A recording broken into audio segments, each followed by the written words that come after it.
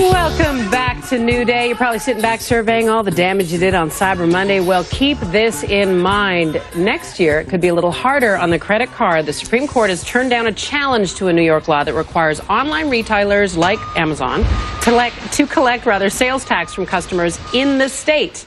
So, how will this decision affect online sales in other states? We put the question to our chief business correspondent, Christine Romans, to explain. All right, let's break it down. Who wins? Who loses? How does this all I think consumers were the big loser here, quite frankly, because remember, the thing that really got us addicted to online shopping, there were no state taxes. And over the years, states have started putting taxes on these purchases you make, more and more states. And now, because the Supreme Court is not going to get involved, you could next year see a lot more people paying online taxes online for their purchases. So the consensus among the people who've been involved in this battle is, higher taxes are coming for a lot of people right now. How much money are we talking about? We're talking about billions. I mean, there's something like $23 billion of uncollected state taxes on these purchases. Now, if you live in New York State, like Cuomo does, like you do, you are already seeing this. If you buy something on Amazon.com, you're already seeing the state tax because a lower court ruled that, yes, you had to pay these state taxes. Supreme Court refused to get involved, so those taxes hold. Now, will the rest of the states start to decide,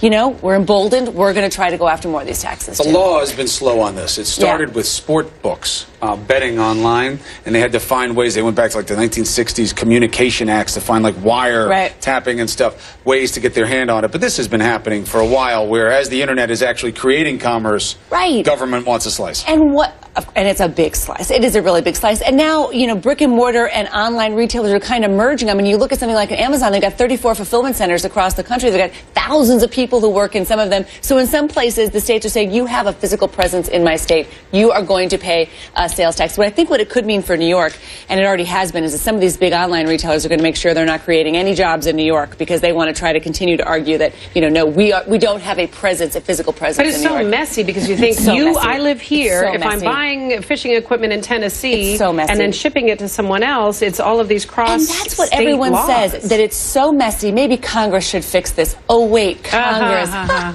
No, Congress has not been able to figure out a way. And there have been efforts, but it hasn't really happened What's yet. the argument against the tax? And what is the compelling argument against it? Because you see why states, they want more money, and brick and mortar stores say they're at a disadvantage if an online retailer is offering the same product. Consumers don't want to pay it. Poll after poll shows people don't want to pay it. They don't want to pay any tax. Well, right. But they're sitting down. They're not going to the store. They're sitting down and they're buying something that could be coming from anywhere. Who's going to be the tax collector for where it was purchased and where it came from and where it was shipped? Says, right? Right. They don't want to be New York State's tax collector or anybody else's tax collector. There are some rules on the books that technically we should be paying some sales tax depending on what you're buying. Well, at the end of the year, don't tell the IRS, but I'm not sitting down and figuring out what I bought where. Your accountant will tell you differently, though. Your accountant will tell you differently. My accountant has sat down and waved the finger in the nose. Really? Oh, yes, absolutely. Well, the admissions of felonies aside here at the table, I do think that at the end of the day... Not an admission, but the fact she wants me to get... If we're shopping online, she says we have we have to pay those taxes. So she was waving her finger at you, and then you responded by saying, no, I've already accounted for all this. It's right here on this other document. It's messy. It's very messy, and what they were really hoping that the Supreme Court would clear it up. The Supreme Court did not clear it up. I'm happy they stayed out of it. You are? Why? I am. I think that you got to let the states figure this out. Let Congress state it out. Let them deal with the taxation. Don't bring the Supreme Court into something like this, because in all likelihood, the types of decisions they bring down on this just will introduce the possibility of it. And now you have this whole second step again of figuring out how to do what the court says you can do when you already know that you can do it. So figure out how to do it the best way. It's the least onerous for the consumer. Don't delay. Bottom line, more taxes are coming.